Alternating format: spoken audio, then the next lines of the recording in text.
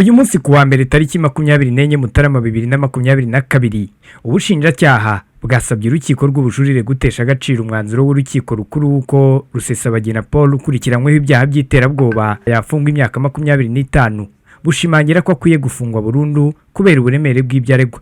Ni mu rubanza urukiko rw'ubujurire rwakomeje kuburanisha ruregwamo Paul Rusesabagina washinze impuzamashyaka ya MRCD na FLN anayibera umuyobozi, Nsabimana Calixte alias Sankara wayibereye umuvugizi na bagenzi babo 19 baregwamo ibyaha by'iterabwoba.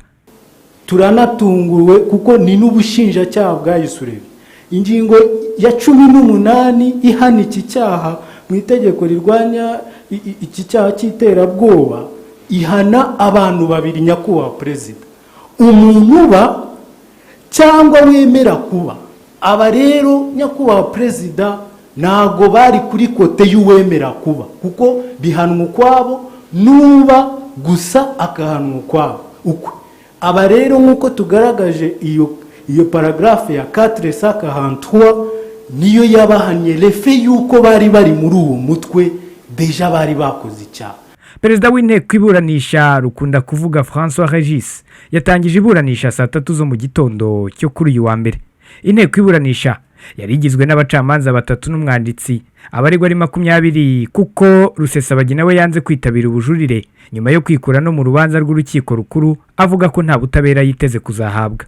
Mu iburanisha ryaherukaga ryo ku itariki ya 20 Mutarama 2022 ubushinjacyaha bwasobanuriye urukiko impamvu bwajuririye icyemezo cy'urukiko rukuru rwahamije abaregwa bimwe mu byaha bashinjwa ndetse rukabakatira ku itariki ya 20 Nzeri 2021.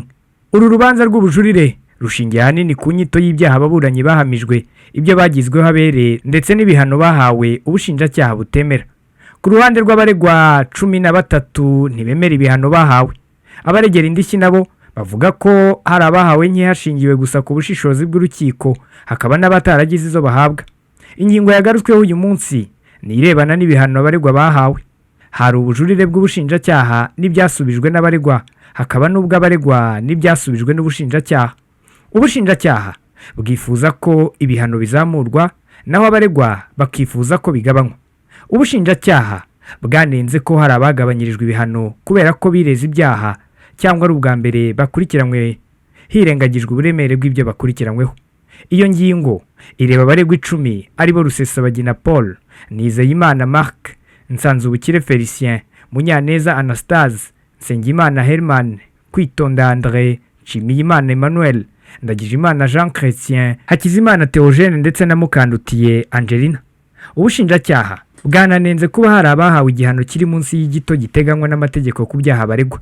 Ibyo bireba abaregwa 12 barimo Sankara, Nizeyimana, Nikuzwe Simeo, Ntabanganyimana Joseph, Niyirora Marcel, Iyamuremye Emmanuel, Nsengimana Herman, Kwitonda André, Nshimiyimana Emmanuel, Ndagijimana Jean Chrétien, Hakizimana Theogene na Mukandutiye Angelina. Ubushinjacyaha bwashimangiye ko Rusesabagina akwiye gufungwa burundu kuko ugabanyirizwa ibihano kubera ko yireze ibyaha hirengagijwe uburemere bw'ibyaha Rusesabagina akurikiranyweho. Ubushinjacyaha bwavuze ko bitari bikwiye kuko atakireze mu buryo bwuzuye. Usanga kuba yagabanyirizwa igihano kuko ari ubwa mbere akurikiranywe hakirengagizwa uburemere bw'ibyo akurikiranyweho nabyo atari byo. Urukiko rukuru rwemeje ko ibyaha 9 byose Rusesabagina yarezwe bikubiye mu byaha 2 gusa byakozwe mu buryo bw'impurirane mbonezamugambi, rwamukatiye imyaka 25 y'igifungo.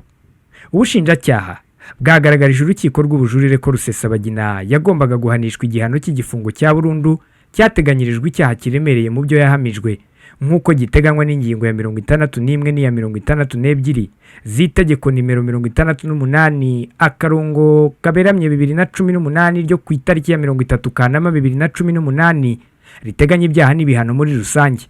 Kuba yarakatiwe imyaka 25 gusa kubera ko ngo yemeye ibyaha aregwa ubwo yabazwaga mu bugenzacyaha n'ubushinjacyaha, bwavuze ko bidakwiye kuko nyuma yahinduranyije imvugo akikura mu rubanza atarisobanura kuri ibyo byaha ndetse ntiyemere ububasha bw'urukiko.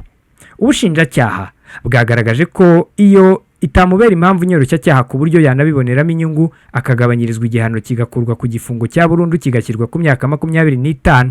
ku kuba ari ubwa mbere Rusesabagina yari akoze icyaha akurikiranyweho, ubushinjacyaha bwagaragaje ko nabyo bitamubera impamvu nyoroshya kuko hakwiye kwitabwa ku buremere bwacyo, ingaruka zacyo, impamvu yagikoze, uko yari asanzwe yitwara mu mibereho ye bwite ndetse n'uburyo cyakozwemo.